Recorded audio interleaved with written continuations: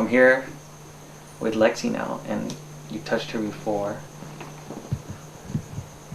And we're waiting for you to make that thing light up. All you have to do is show yourself. Right in front of that equipment, in front of the camera. Knock the camera over, do something. Stop being scared. You're weak, can't do anything.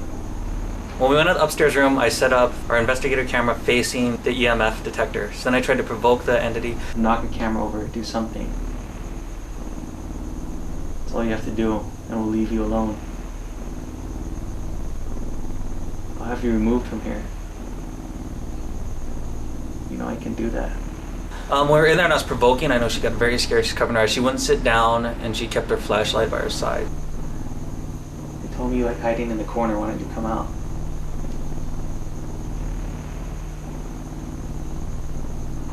Make that equipment light up, or else you'll be banished. You'll be removed from this house. You'll have nowhere to flee. Having her in there was kind of distracting, and I was kind of worried about her at the same time. So I knew as soon as we were done, she just ran out of the room. I think we all met up at headquarters. We took a break. Derek was so kind to go and get us a snack. I don't think I had any Napples though. I didn't see Dave eat 3 Napples. I saw Dave go for 1 Napple, but apparently there's a great Napple conspiracy going on that maybe one of the other 20 members of the house or even the ghosts themselves descended upon the Napples box, but I don't know where they all went. Lex and I decided to move down to the shed because we thought there may be more activity there. I heard a lot of things going on around me.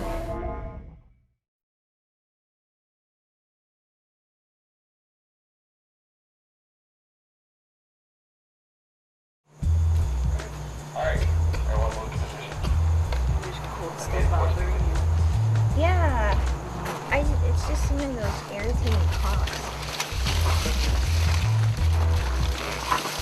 Maybe we should have brought the other. Actually, when we were first walked in, Lex had the cell sensor and it happened to go off right by the entrance to the shed. So I decided, okay, I'm gonna sit by the door and hold the cell sensor and see if we get anything. Where are you from?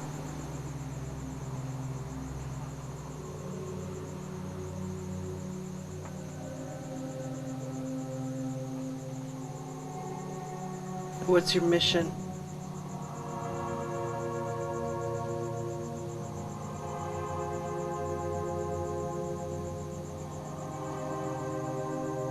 Why are you here?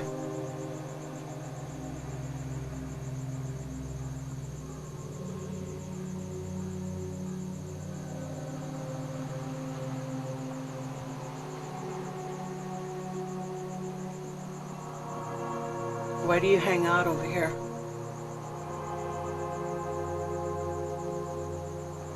If you're Michael, I'm very sorry about what happened to you. Did you hear that? Like I heard earlier? It's like a gurgling sound. Was that you? No, it came from behind me. From behind you, okay. Do you want to try some EVP work? No. Okay. You let me know, yeah, if you're uncomfortable at any time. Okay. So, was that you making the sound behind Lexi?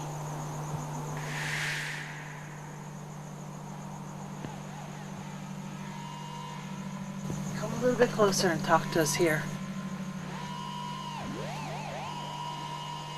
Don't be afraid.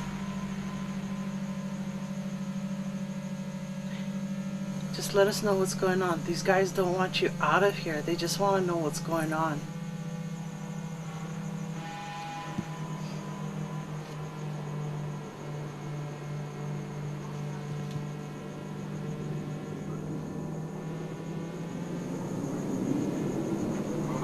Jason's coming home, so Lex, I don't know if you want to interview him now when he comes in or do you want to wait? What was that? Do you want to interview Jason when he comes home? Okay. He's on his way. Okay. Nothing. No, we didn't get anything, but I heard right by my shoulder, then I hear like a big gulp. Coming now. It was a big frog. So, I'm a freshman, I really don't know who's who, what's going on, who the popular kids, but this one guy came up to me and his name was Mike, and he wanted me to be a part of his fraternity. It's called Sigma Phi Epsilon. And at the time, I was like, I needed friends, whatever, so I said yes. And, he seemed like my friend at first, but then, when the hazing came along, I got hazed. We had to do the craziest stuff. We played slosh ball, and I remember this one particular time, he was playing second, and I was running around the bases, and I was passing by second. He literally stuck his leg out and tripped me, so I couldn't get to third. So it was like one of those things. So he was my friend, but he also would haze me. He didn't have a problem hazing me. Right. So that's 1989. Fast forward, I moved to California 6 years ago, and I just got back last year. And as I got back last year, Mike told me about this house, and he was like, this is a great house. It's in Kahala. You got to check it out. So I saw this house, and it was just a beautiful house. It's in Kahala. I talked to my roommate Derek, who had just moved in. He said that Mike actually lived in my room. The guy that actually brought me into the fraternity, Sigma Phi Epsilon, the guy that used to haze me all the time, I was actually living in his room, and that he wasn't even alive anymore. And all of a sudden, my ex-girlfriend calls me up, who I haven't seen in a few years, and she goes, I see someone pushing you. I see someone, trying to, push you and mess with you. She also told me your face is going to get messed up, and this, that, and the other. And I was actually thinking it was going to be someone that outside of this house was going to beat me up, or I was going to get in a fight or a confrontation or whatever. I didn't think it would actually be spiritual or whatever. So I come home 2 days later. I'm walking down the stairs. I can walk down the stairs like any normal human being, but I felt someone push my back and then clip my shins, and I literally went over, and I went all the way down the stairs. My whole face got messed up. My shoulder got messed up. I was in bed for 2 weeks.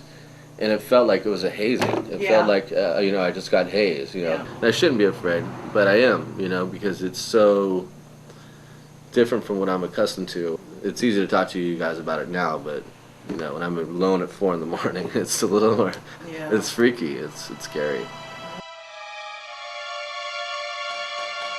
Lexi and I going upstairs to the living room to work on some EVP voice work.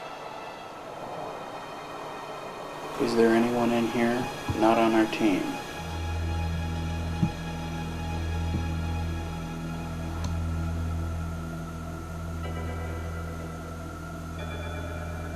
If so, what is your name?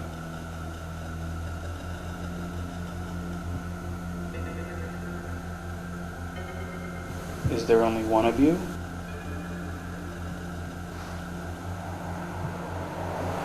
Do you hear people whispering?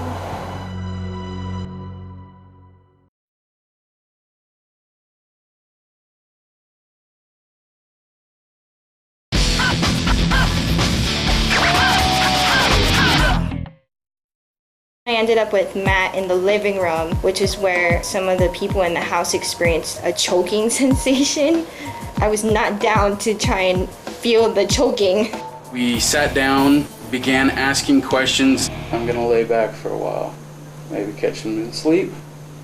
trying to provoke the spirit. If you're here, make your presence known. Seemed to be about the spirit wanting to communicate. Do something to me.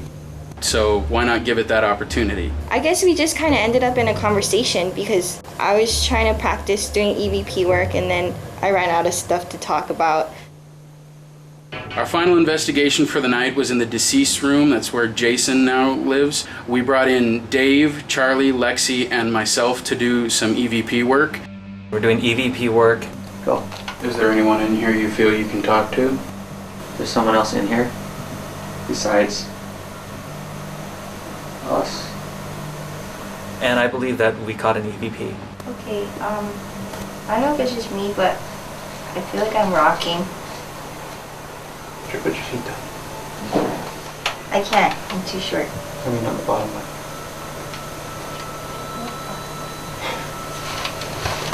It's really weird. Like, Try sitting in that chair.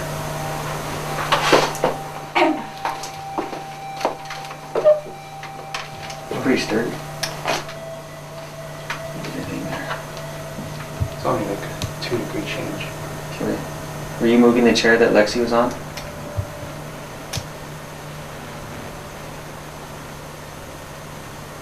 Why do you keep harassing Lexi?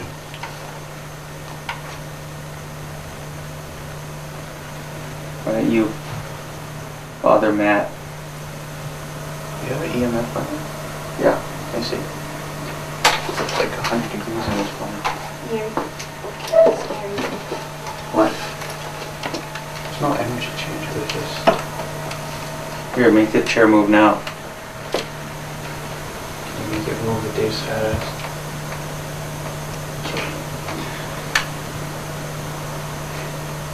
How are you rocking, Lexi? Oh, it's like I felt like I could feel like I wasn't moving, but I felt like Like back and forth or side to side? back and forth. I'm just tired. Like forward and backward. Can you affect the EMF detector?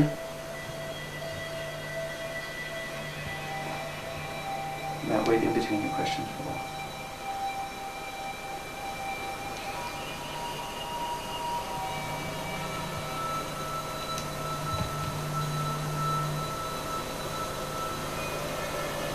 Michael, if you're here, you show yourself in front of us, or do something, move the stool.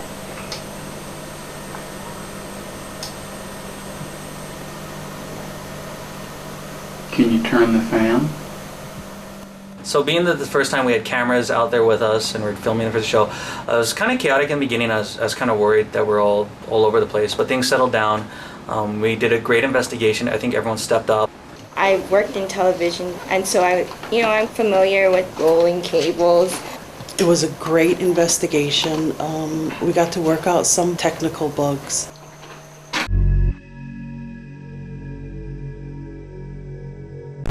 We're gonna do the review at my apartment, but I don't have air conditioning because I'm poor. Well, we're at Dave's apartment. We're reviewing the evidence from last night Crucible in Kahala.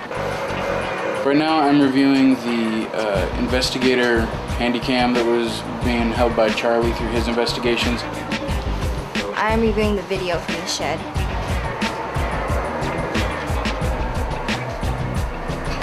I'm going over one of our DVRs that was in the stairwell. I am right now transferring all of the audio and video files from the hard drive camera that we had downstairs. Dave's house was really, really hot. He was fine, and I'm cold all the time. I don't know what's wrong with him. So everyone complained and whined, so eventually we just broke off everyone into tapes and DVRs, and everyone did their own review at their house. After everyone reviewed their own evidence, we went back to Coffee Talk. Hey, we're on our way to Coffee Talk right now. We're gonna meet everybody else and go over the evidence. Kind of one of our favorite haunts, so we're hoping we catch a little evidence on what we've recorded. Yeah, All right, Matt, so you went over your video. Which one did you have? I went over the tapes and then took them home and went over them a second time just to make sure. I didn't really find anything. No wispy. Honestly, no. Like there was a lot of cool shadows and movement and everything, and just by watching it and timing it up with the audio, it was like, oh, there's a bunch of lights there's creepy looking lights that move by. That that's a headlamps from a car. Very cool. Thank you very much for working so hard. Let's go over that one thing I found on the DVR. Okay, In the cool. shed. I want to hear it. That's the one that was in the shed. Oh, okay. That I'm gonna pull up. We have to pull. There's no way you can do that now, yeah? No. I need a firewire to get this stuff up. In the top right corner,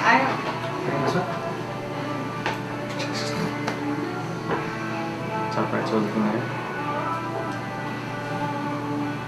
Wow, it's still shining. You're glowing. Whoa! it moves at 2132.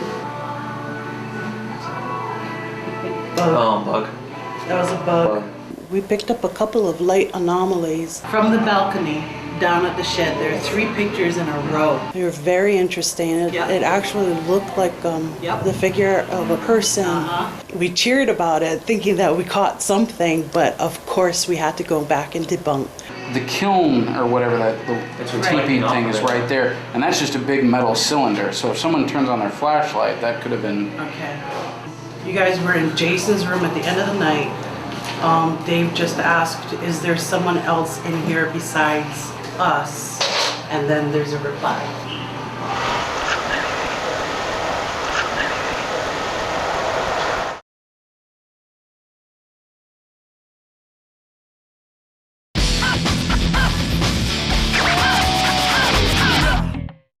And now the conclusion of 808 Ghosts. But first, a look at the next episode. A young military couple are besieged by voices in the night, roaming shadows, and a ball that bounces on its own. That's next time. And now, back to 808 Ghost Paranormal Investigation Team on OC16. We're going to try and debunk the pictures we found with the image. So we're going to set up, reenact everything, and see how it goes. Is that a good explanation? No. Light anomalies. We have 3 pictures with 3 light anomalies. We're going to debunk them because we think that they're IR cameras. The IR lights, yeah. Smashing into each other. Yay! When we went back for the reveal with Derek to show him a few things that we found in the house, we wanted to debunk the bright light that we saw outside on the upstairs patio. Cool. It looked like there was an actual person standing in the light. During our review, we found a photo that looked like it was a body kind of illuminating itself. But with things like that, if we can debunk it, we have to. So anything we find, we try and debunk it. We went back to Derek's house for the reveal, and we also asked if we could debunk the photo at the time. This is it right here. Guarantee.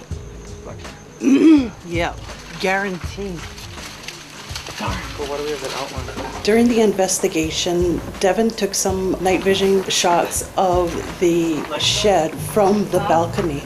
We set up a mini investigation. Of course, we had to debunk. Before I go and say anything along the lines of yes, there is a ghost, yes, there's such thing as ghost, yes, there is an afterlife, I would rather that every mundane explanation be exhausted. I am going to attempt to debunk our little light anomalies with our IR camera here. Alright, first set. Lexus flashlight on. Okay, we got it. What we did was we tried several different ways to see if we could illuminate right outside the shed door to see if we can get imitate the same light anomalies that we had.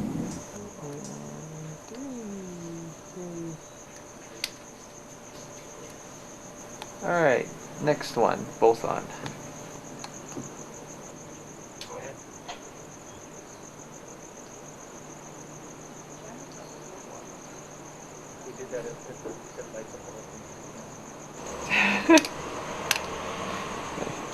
One, two. What we just debunked. This is a photograph from up here at the balcony, and it shoots down to the shed. We duplicated the light anomalies that we caught the night of the full investigation. So it was kind of a bummer. We hope to catch something on film, but... And you see this light down here? Right. Okay, well, it gets a little brighter, like that. And we thought we might have had something. That's So- it. That's that pitch black. Yes, yeah, That's With the IR light on the camera. with the IR. Oh, okay. But we were able to debunk it just now using the different flashlights and stuff, yeah. So you duplicated it over again. Yeah. And it's totally a flashlight. Okay. So. The first 2 audio that we have, we call them EVPs, they're electronic voice phenomenon. And these were taken down at the shed. Now we went through everything, we scoured through everything. Right. And there's a lot of noise back there. You hear a TV, you hear the Right. neighbors and stuff. Right. However, these 2 popped out as different.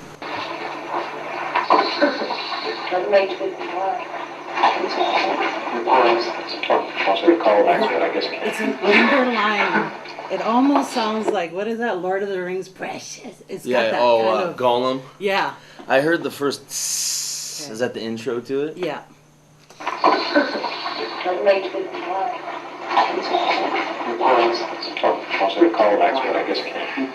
Everyone is identified too. The voices are all identified. It's I just totally this heard it. underlying. Okay, this one you cannot deny.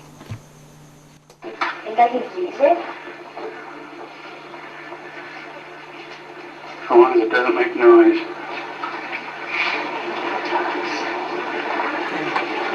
Yeah. Lexi and Matt are talking about the massage chair. Right. She said, "Can I use it?" He said, "So long as it doesn't make noise." And then you hear it does. What? Yeah. Let's do it again. Think I could use it? So long as it doesn't make noise. Oh. That's That clear. one is, yeah, that one is impressive. And there's no one else in the room? No one else in the room. It's just the two of them. Okay, they were down in Jason's room. It was like towards the end of the night. Right. He's asking, is there anyone in here besides us? And we turned it up here because it's very soft. So many people. So many people. Now, Oh he my was God. videotaping at the time. And we're not sure if we caught anyone talking, our investigators. Right. So we're going to have to keep going over that one until we're satisfied. I just want to hear Because that. there's never that many people in that room. And that was Michael's old room. Oh, okay. That's Michael's old room. Yeah, yeah. The deceased. Yeah.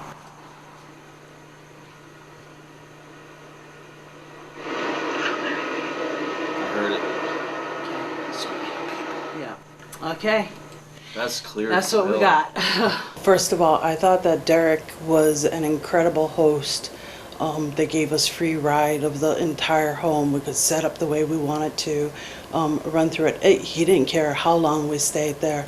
The only person that I didn't run into that night was the one that we came here for, Right. Michael. And he just didn't show himself. Yeah. I'm not sure if he's here. Yeah. I think he might have gone He on. might, yeah.